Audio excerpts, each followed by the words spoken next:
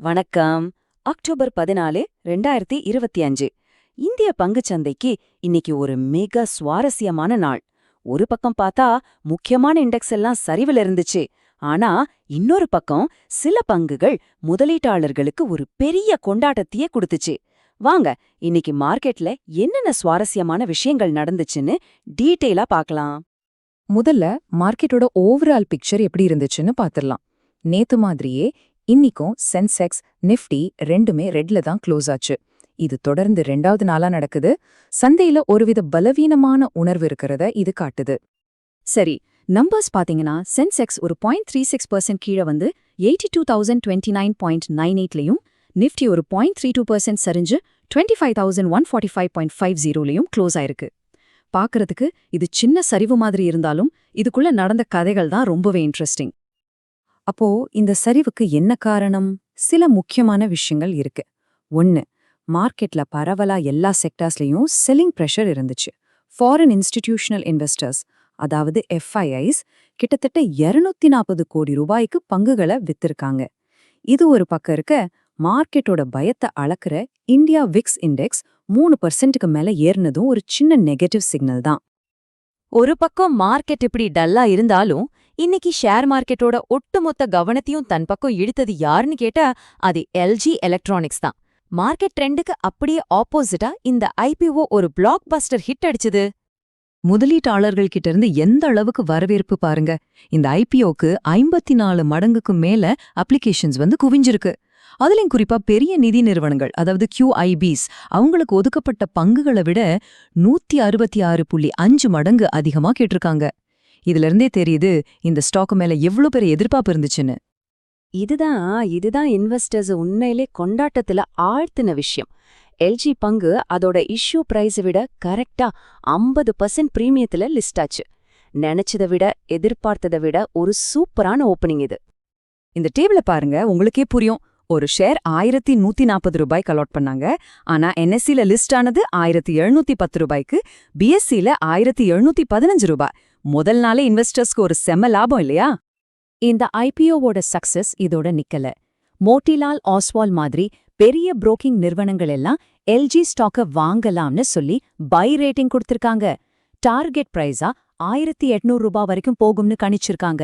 இது எதை காட்டுதுன்னா கம்பெனியோட ஃபண்டமெண்டல்ஸ் ரொம்ப ஸ்ட்ராங்கா இருக்கு, எதிர்காலமும் பிரகாசமா இருக்கும்னு அவங்க நம்புறாங்க. அடுத்ததான் நம்ம பார்க்க போறது டாடா மோட்டார்ஸ். இன்னைக்கு காலையில ட்ரேடிங் ஆரம்பிச்சதும் பல முதலீட்டாளர்களுக்கு ஒரு பெரிய ஷாக். ஆனா கொஞ்ச நேரத்திலேயே அது ஒரு தெளிவா மாறுச்சு. அப்படி என்னதான் நடந்துச்சு? காலையில மார்க்கெட் ஓபன் ஆனதும் பலர் பார்த்த காட்சி இதுதான். டாடா மோட்டார்ஸ் ஷேர் கிட்டத்தட்ட 40% டவுன். ஒரே நிமிஷத்துல எல்லாருக்கும் ஒரு சின்ன பதட்டம் வந்திருக்கும் இல்லையா? ஆனா உண்மையில அங்க நடந்தது ஒரு கிராஷ் இல்ல. அங்க நடந்ததுக்கு பேரு டீமர்ஜர். சிம்பிளா சொல்லணும்னா ஒரு பெரிய கம்பெனிய 2 தனித்தனி கம்பெனியா பிரிக்கிறது. இதனால ஷேர் ஹோல்டர்ஸோட மொத்த மதிப்பு குறையாது, அது 2ஆ பிரிஞ்சிருக்கு, அவ்வளோதான். இதுக்கு முன்னாடி வரைக்கும் நீங்க டாடா மோட்டார்ஸ்ல ஒரு ஷேர் வச்சிருந்தீங்கன்னா அது passenger car business, commercial vehicle business ரெண்டையும் சேர்த்து குறிக்கும். ஆனா இந்த டீமர்ஜருக்கு அப்புறம் பேசஞ்சர் வெஹிக்கிள் பிசினஸ் ஒரு தனி கம்பெனியாவும், கமர்ஷியல் வெஹிக்கிள் பிசினஸ் இன்னொரு தனி கம்பெனியாவும் செயல்படும். ஒவ்வொரு பிசினஸ்க்கும் தனி கவனம் செலுத்தி அதோட மதிப்பை இன்னும் அதிகப்படுத்துறது தான் இந்த மூவோட நோக்கம். சரி, மார்க்கெட் பொதுவா நெகட்டிவா இருந்தாலும் சில மிட் கேப் பங்குகள் மட்டும் ஸ்டார்ஸ் மாதிரி தனிச்சு நின்னு ஜெயிச்சுது. வாங்க அந்த ஸ்டாக்ஸ் என்னன்னு பார்க்கலாம். இந்த லிஸ்ட்ல முதலிடம் பிடிச்சது ஆனந்த் ராத்தி வெல்த். இந்த ஸ்டாக் இன்னைக்கு ஒரே நாள்ல 13%க்கு மேல ஏறி 3323 ரூபாய்ங்கிற தன்னோட ஆல் டைம் ஹைய தொட்டிருக்கு. இதுக்கு காரணம் என்னன்னா கம்பெனியோட சூப்பரான Q2 ரிசல்ட்ஸ். நெட் ப்ராஃபிட் 30%க்கு மேல ஜம்ப் ஆயிருக்கு. அது மட்டும் இல்லாம அவங்க நிர்வகிக்கிற மொத்த சொத்து மதிப்பு, அதாவது AUM 22% வளர்ந்திருக்கு. அடுத்த ஹீரோ MCX இந்தியா. இந்த ஸ்டாக் கிட்டத்தட்ட 6% ஏறி தன்னோட 52 வார உச்சத்தை தொட்டிருக்கு. இப்போ தங்கம் வெள்ளி மாதிரி கமாடிட்டிஸ்ல ட்ரேடிங் வால்யூம்ஸ் ரொம்ப அதிகமா இருக்கு இல்லையா? அந்த அலையில தான் MCXும் மேல போயிட்டு இருக்கு. HDFC செக்யூரிட்டிஸ் கூட இந்த ஸ்டாக்க பை பண்ணலாம்னு ரெக்கமெண்ட் பண்ணிருக்காங்க. மார்க்கெட் இறங்கும்போது சில செக்டார்ஸ் மட்டும் ரொம்ப ஸ்ட்ராங்கா நிக்கும். அதுல ஒன்னு ஹெல்த் கேர். இந்த மாதிரி ஸ்டாக்ஸ டிஃபென்சிவ் பிளேன்னு சொல்லுவோம். ஏன்னா மார்க்கெட் எப்படி இருந்தாலும் மருத்துவத்துக்கான தேவை குறையாது. அதை கரெக்டா நிரூபிக்கிற மாதிரி மேக்ஸ் ஹெல்த் கேர் ஸ்டாக் இன்னைக்கு 1.38% உயர்ந்திருக்கு. இந்த செக்டார்ல HCL டெக்னாலஜிஸ் இன்னைக்கு தனிச்சு தெரிஞ்சது. அவங்களோட ஸ்ட்ராங்கான காலாண்டு முடிவுகளால ஸ்டாக் 1.4% கெயின் ஆயிருக்கு. இதுல ஒரு பெரிய மைல்கல் என்ன தெரியுமா? ஆர்டிஃபிஷியல் இன்டெலிஜென்ஸ், அதாவது AI மூலமா $100 மில்லியன் மேல ரெவென்யூ பார்த்த முதல் இந்தியன் IT கம்பெனி HCL தான். சரி, நல்ல பெர்ஃபார்ம் பண்ண ஸ்டாக்ஸ் பார்த்தாச்சு. இப்போ இன்னைக்கு மார்க்கெட்ல பிரஷரை சந்திச்ச சில பங்குகளை பற்றியும் தெரிஞ்சுக்கலாம். ஃபைனான்ஷியல் சர்வீசஸ் செக்டாரோட பெரிய பிளேயரான பஜாஜ் ஃபைனான்ஸ் இன்னைக்கு 2%க்கு மேல சரிஞ்சிருக்கு. வட்டி விகிதங்கள் உயரலாம்னு ஒரு கவலை இருக்கு. அது மட்டும் இல்லாம ஒட்டுமொத்தமா இந்த செக்டார் மேலேயே ஒரு வித எச்சரிக்கை உணர்வு இருக்கு.